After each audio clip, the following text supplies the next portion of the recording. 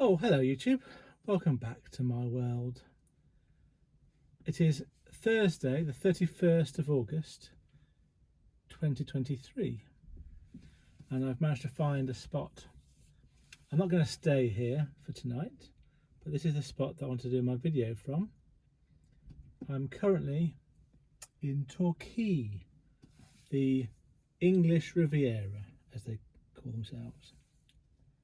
Unfortunately, it's not the greatest weather in the world, but it's still a really nice view of the sea and the bay in front of me. So let me tell you about all about today. I got up at home reasonably early. I was out of bed by about 20 to 7, getting ready, and the aim was to get myself down to High Wycombe to unload the items I collected yesterday, and then once I was down at High Wycombe, look for a job just take me anywhere today. I did do yesterday a future journey starting and ending in High Wycombe this morning, but nothing came up suitable yesterday, so I cancelled it for this morning. So I just decided to get myself down to High Wycombe and unload reasonably early. So I left the house at 7:45. Just double checking that.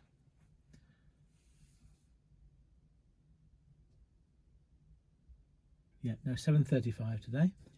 And I made my way down to High Wycombe, and it's about 2.5, 2 3/4 hours from where I live. And on the way down, I was looking at jobs, but nothing much was coming up. And then I got a sniff of a job, which was from Amersham going to Abingdon. Now, Amersham is between me and High Wycombe, and Abingdon is it's beyond High Wycombe.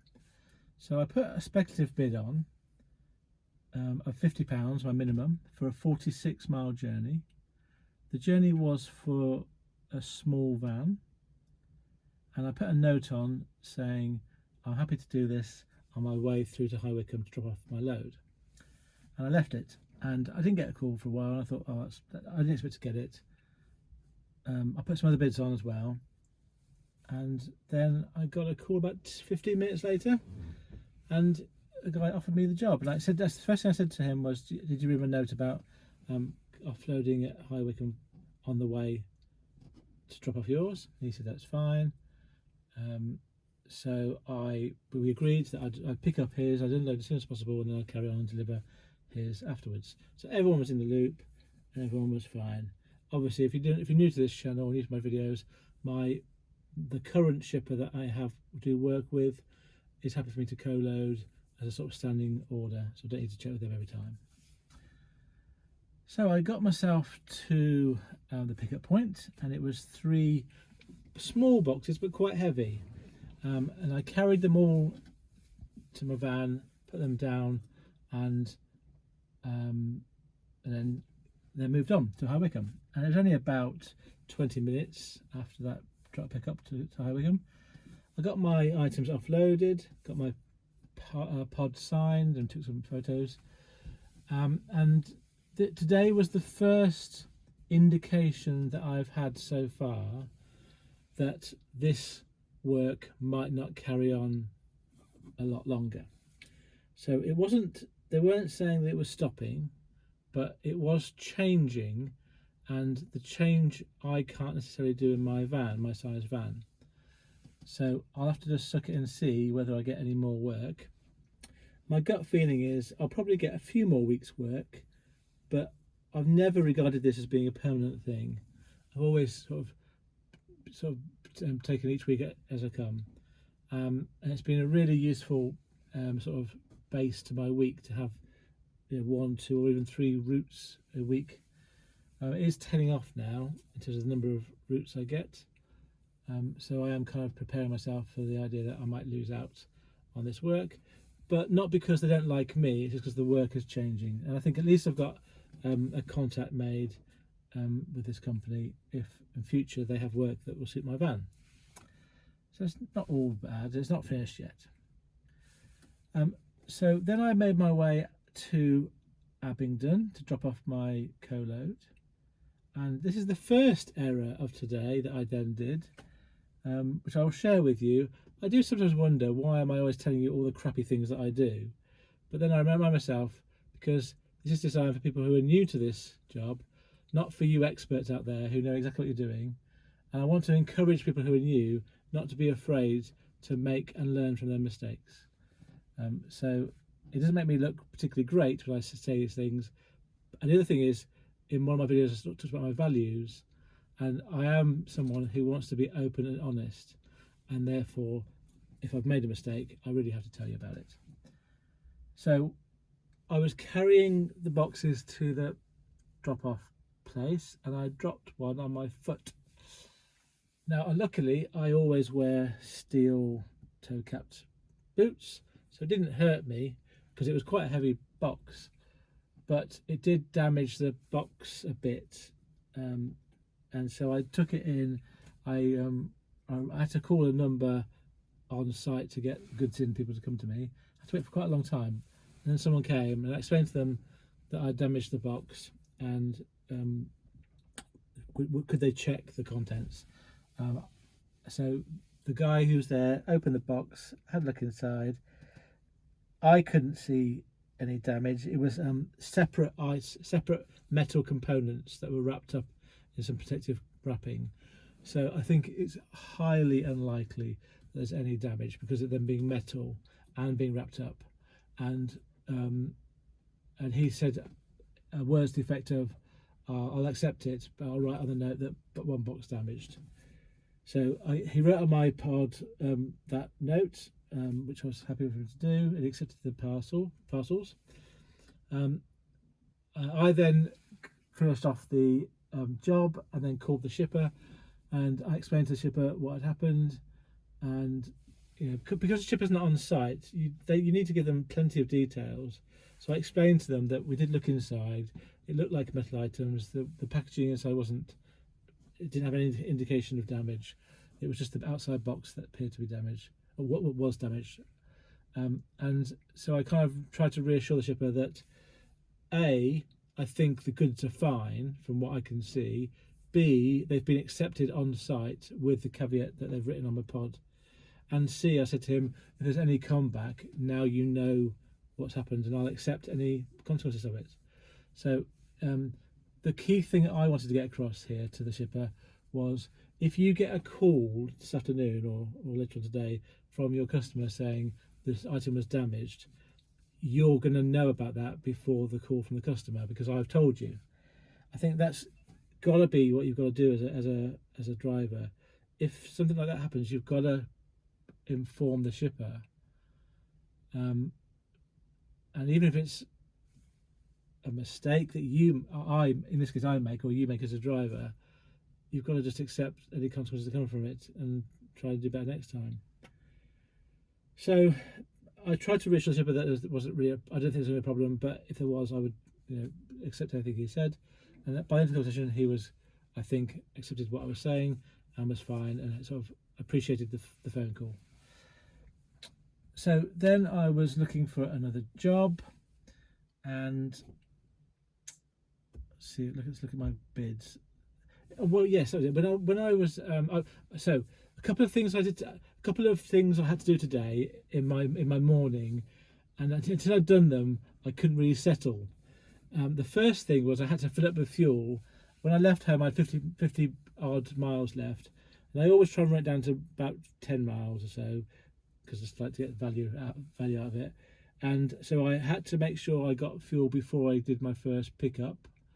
So I did that. Did that, and then I was really dying to go to the toilet, and also buy some gum because I ran out of gum.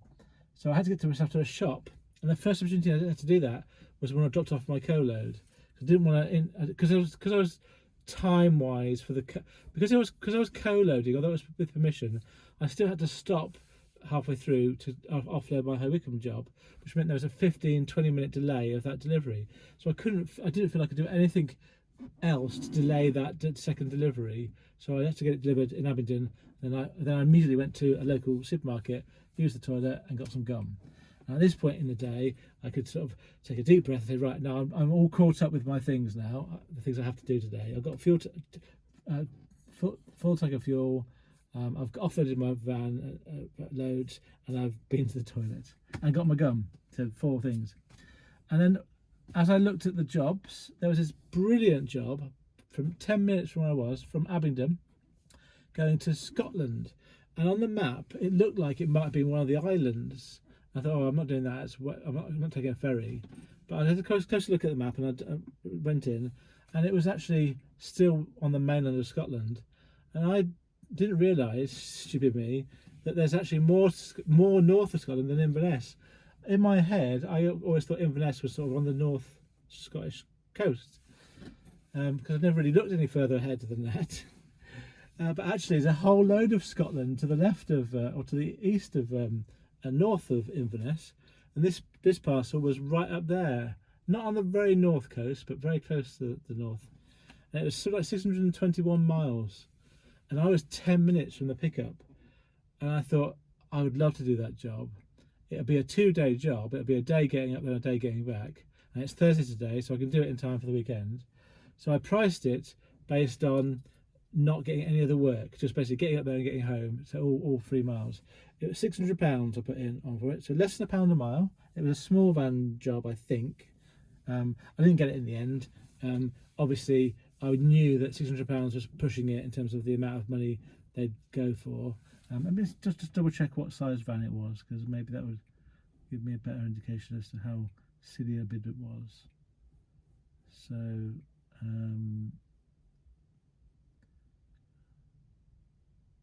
if you want to know, it is Abingdon to Libster, KW3, and it was a short wheelbase. So I did think I had a chance at just under £1 a mile, because small van work you tend to think goes for pence per mile, sort of 70-80 pence. But you think short wheelbase is really £1 a mile is probably the minimum. But obviously, because of the distance, it being so far away, people could quite a bit less from that one. So I didn't get that job. That would have made my day very different. But my point, I suppose, about it is, I will do Scotland jobs. I will do north, very far, the very far bits of Scotland. But you've got to price in the money to get there and get back, at least to Edinburgh, Glasgow, but really, in my experience, to the north of England.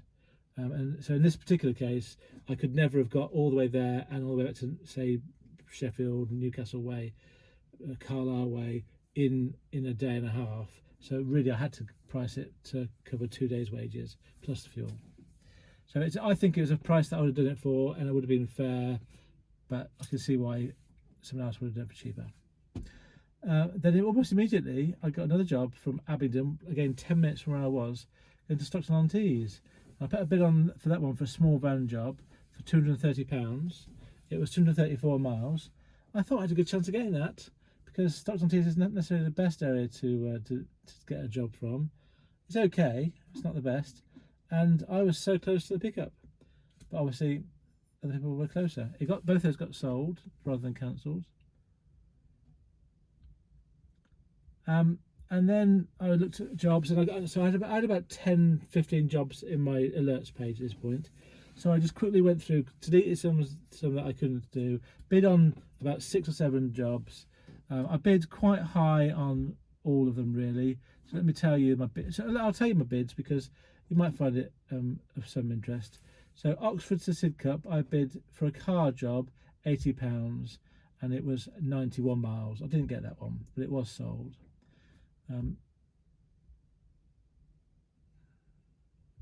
Next one, I was talking about the Abingdon ones, the 2 Abingdon ones. OX26 going to NR31, which is sort of, I think it's Lowestoft way. I bid £160 for a small van job, and it was 153 miles. I basically did about a tenner added on to me getting to the pickup point. That was sold. The next one I bid on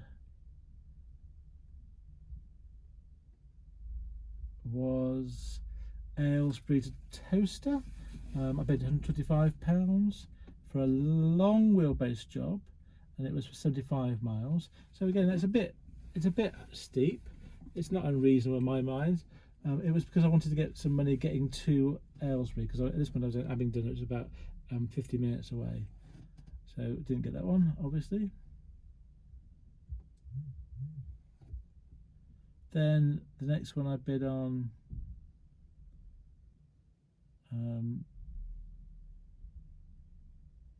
was Oxford to Bicester, minimum price job, £50. I was about 20 miles away from Oxford, and it was a 9-mile journey, so I thought £50 would get me there and pay for it. That got sold. I didn't get that one. It was for a small van. Next one came up a few times. It was HP 17, so kind of I don't know where that is. I think I don't know, maybe at Aylesbury possibly, going to NN12, so kind of Corby way, Northampton way. I bid £125 the first time it came up, and then this is for a short wheel. No, sorry. It was for a small van.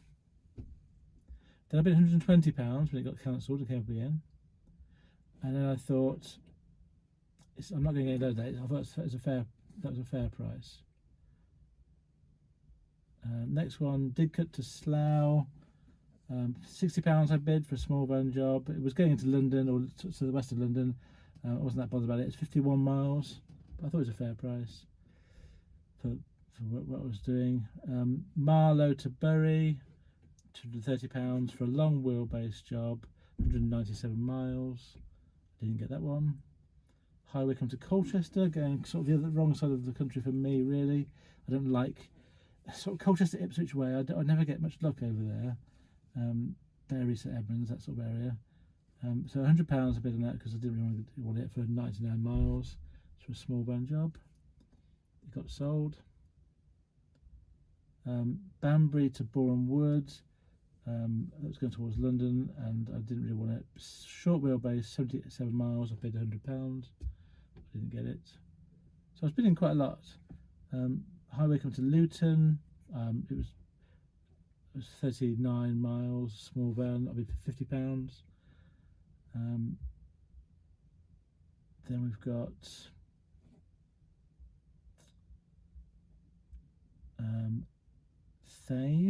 Tame to Bourne, OX9.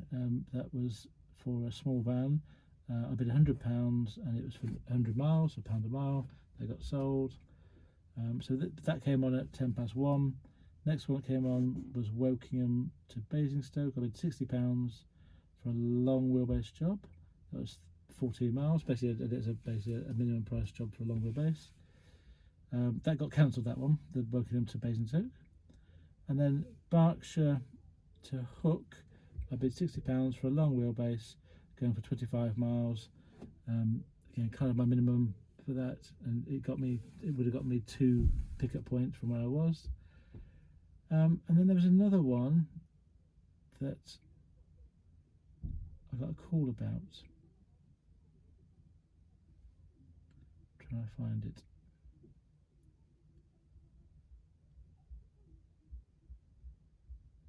I remember it was going to Cardiff. Here we go. OX7, so I think it's Oxford way, to Cardiff. And I was not that. I was about 45 minutes away from the pickup point, and it was for 99 miles for a short wheelbase job. And it was with a national shipper that has local chains.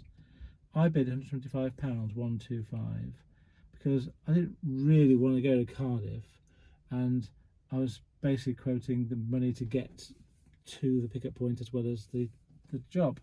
I didn't think I'd get it, but I was doing loads of quotes at this point, and I was getting to the point where I might start to change tactics soon. But I got a call for that one, and I want to talk about this call in a bit more depth, because it's something I've already spoken about recently. But I'll just explain to you. before I explain to you the call, obviously everything that I say on this channel is my perspective, it's my side of the story. Now, on the other side of the conversation was a guy talking to me in his office. And if he was to relate his experience, he might give a very different account of what we talked about. So I appreciate that my perspective is purely personal to me, and he will have a different perspective.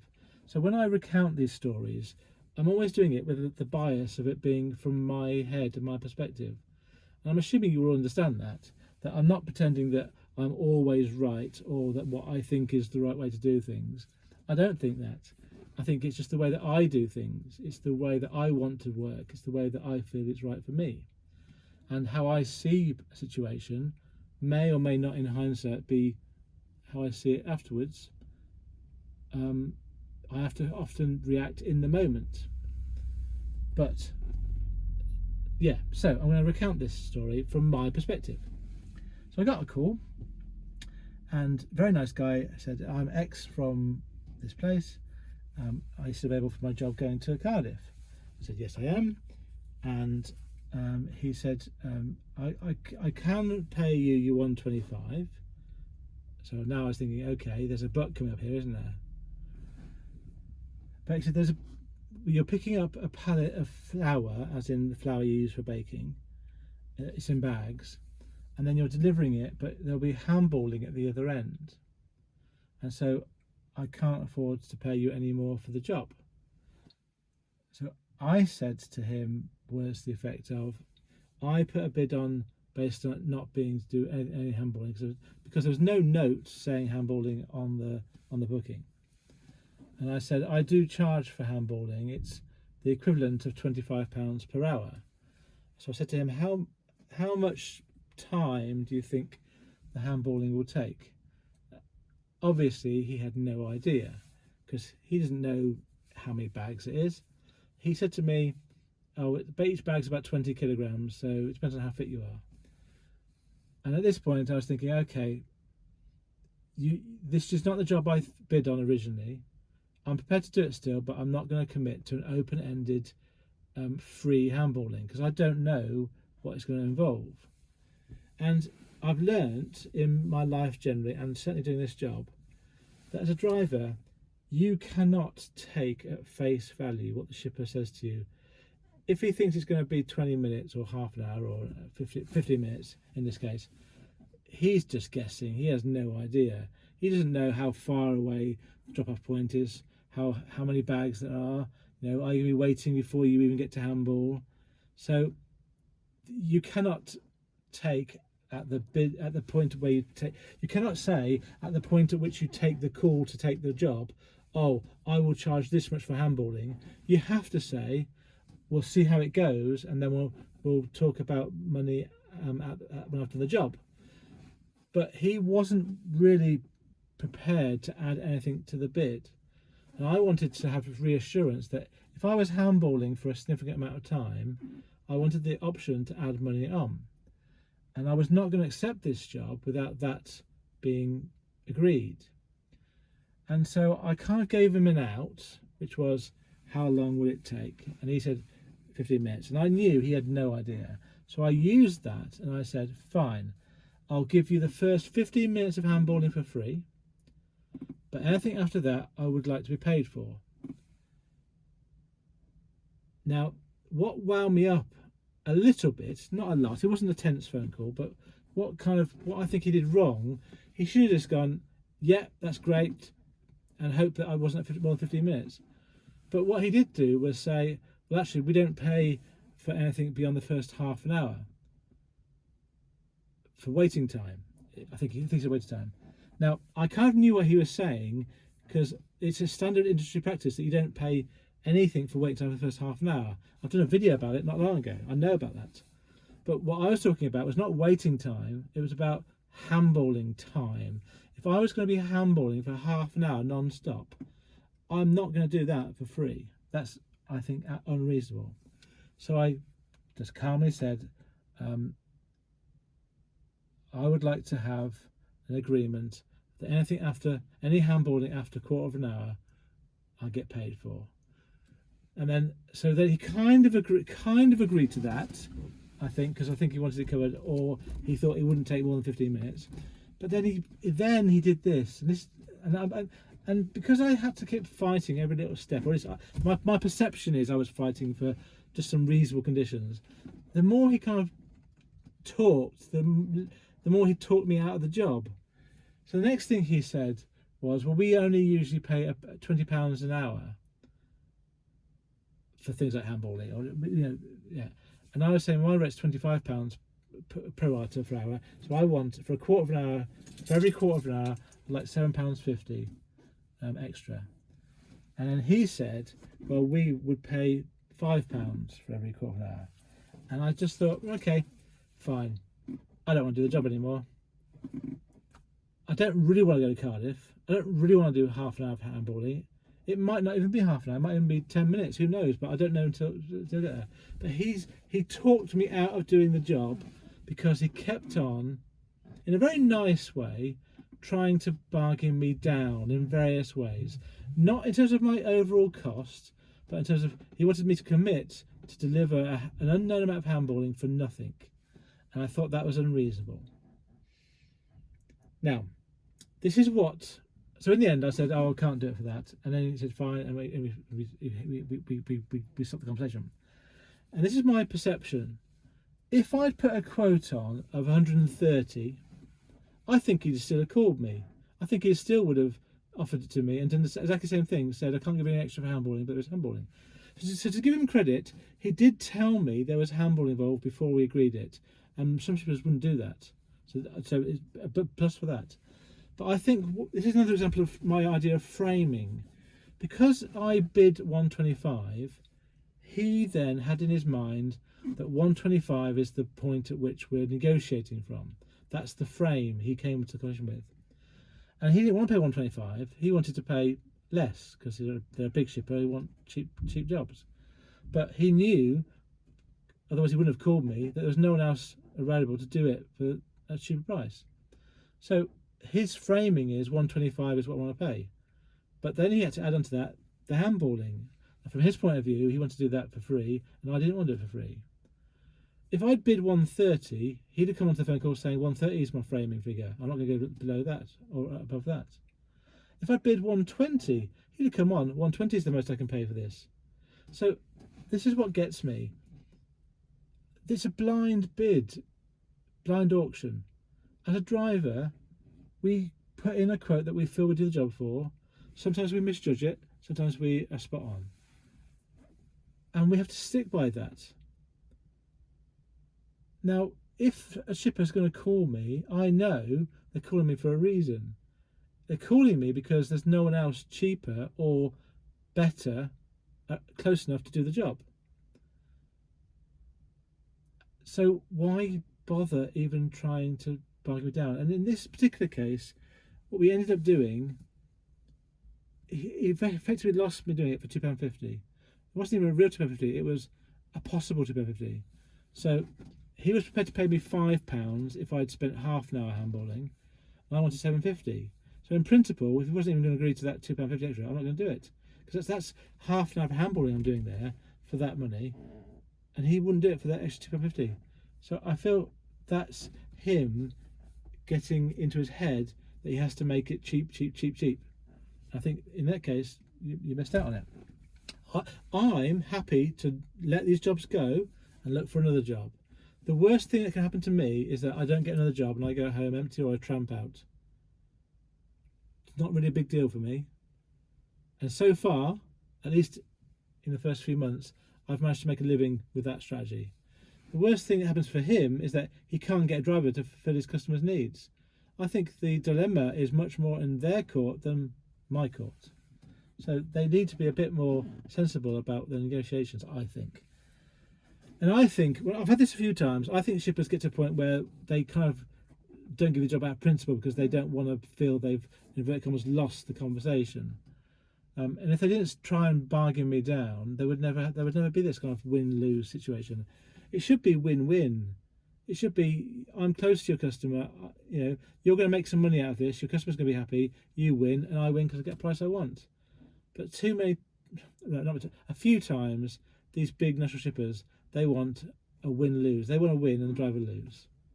And I'm not going to play that game. So, I have said a video about this recently, and that was a good experience today of where I stuck to my guns. I would always stick to my guns because of the principle. I value my time and my efforts, and these shippers obviously get away with it enough with other drivers that they keep doing it. So that's the story there. Right. Anyway, did I get a job? Yes, I did. So because you know I'm sitting in Torquay. So what time did I get my job to call it Torquay then? So that. Oh yes, but before I go on, I was one more thing. That particular job got cancelled and it got reposted, and it said in the notes, pays well. So they didn't even put in the notes handballing for this. They still hid that from the next person. And for all I know, by putting pays well in, they're going to get a quote. And they may not tell the person it's handballing from experience they have with me. It's not good practice. Just put in the bid handballing required, what the handballing is, and then the driver can decide what they're going to bid, including the handballing. Then you never get this situation. But I think they're just trying to pull a fast one on drivers. Right, let me move on. So I got a job. It was from Thame. I should work out to say it. Going to Torquay, and that job was picked up between 1:10 and 2:10, and I was about 40 minutes away from Thame at that point. So it's about quarter past. No, it's about. Let me just look at my book of details for when I picked it up. So I picked it up at just nearly 20 past 1. I picked it up. So I wasn't waiting for that long in Abingdon from when I offloaded my second job. So I'd finished my second job at 12 o'clock, and I'd got my next job at 20 past 1, having been to the toilet, got some gum, and had lots of bids rejected. So my bidding strategy, I felt, was fine in the end. I put high bids on, and I got a job in the end. Obviously Torquay's in the middle of nowhere in terms of jobs, and also I was going to get here quite late, so I knew it would be the last job of the day. So 197 miles, I bid £200. That was a bit of money to get me to the pickup place, then £1 a mile. Overall it'd be less than £1 a mile, including the non-loaded miles. But I got there at 2 o'clock in time to pick up, and then made my way down to Torquay. Just a nice little drive, not taking it too quickly, just tootling down. And then I've called the customer about half an hour before I got to Torquay to let them know I was going to be there and how to get there. And then I got offloaded in Torquay. So that was my day. I then thought I'm going to find somewhere really nice to do my video today, and that's why I ended up here. And then I'm going to find somewhere to tramp. My decision, because I'm not really been, I'm going to tramp around here, but I don't know what the best place to be, so I'm going to make a decision. My decision is this. I've looked at the map. Plymouth is about 35 minutes south. Exeter is about half an hour north from where I am. So I'm going to get myself the other side of Torquay, where the main roads come in, so about 5 miles out of Torquay. Find somewhere, probably in a lay-by, to tramp out, and then I'm going to look for jobs in the morning. And obviously tomorrow's Friday. I have reasonable confidence if I get up early enough, I'll get a job. So stats for today then. I'm basing it on where I am now, because I've kind of stopped work. I'm just going to find somewhere to tramp. Just double check the mileage. Put those extra 3 miles in that I travelled to find this place. So I have today worked for pretty much 11 hours. So not a very long day for me. and I have driven for 366 miles, 366 miles. I filled up with fuel today, so I've got a new average. My average is 15.55 pence per mile for fuel, and that means I've spent on fuel £56.93. I have earned quite a lot today, but there is a caveat to that. I have included my drop-off of my items from last night in today's figures. As always, I do most of the work the night before, get less money that yesterday, but I get more money today. So that's why I like to look at my figures on a weekly basis rather than a daily basis. But for the sake of full disclosure, I got £370 for my non-CX job, the 3 pickups and the drop off to High Wycombe. I got £50 for the job from to Abingdon from, where was it from? Amersham, and I got £200 from Thame to Torquay. So my total gross income is £620 today. Obviously misleading because of the 370 from yesterday as well. So that means after fuel I've earned 563. So let me just at this point give you an average. If I was to include Tuesday's one job, if you remember, I did had my van valeted, did one job, and then just came home for 80 quid. So if I include that into this week's figures, because I may as well, then my average so far over those 3 days is after fuel £254. So I'm at target so far for my first 3 days of this 4-day week. So tomorrow I'm going to get myself from Torquay to home and try and earn in the region of £280, £290 to make target, because obviously my target is after fuel. Maybe 300, maybe it's probably 50 quid to get home from here in fuel, so I need to get about jobs for £300 roughly to make target.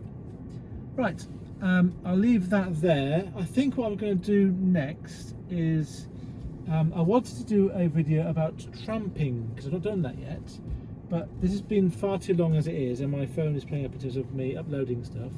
So what I'll do is I'll get myself to a place to stop, and then I'll do a short or medium-sized video on tramping for tonight as a separate video. Right, I will just say one last thing, I suppose, before I go. I'd say it's a lot, but I think I want to say it every time I feel it, and I think not everyone watches all my videos, so I suppose and maybe you wouldn't get this far in my videos, but I really enjoy my job. It's really good. Look at that view. It's still light. It's a lovely job. I feel so relaxed doing it. I am working on a video, or a few videos, on my autistic traits, trying to get it right. And one of the things I've sort of learned is that one of the ways I decompress from my anxieties is my work. I'm really lucky that my work is my release, my relaxation. So when I'm in the van on my own, it's it just makes my life easier. I'll go into more detail when I talk about that video. But anyway, I just want to say I love my job. It's brilliant. Yeah, that's it. Just that. Stop there. Right. Thank you very much for sticking with me. What have you learnt today?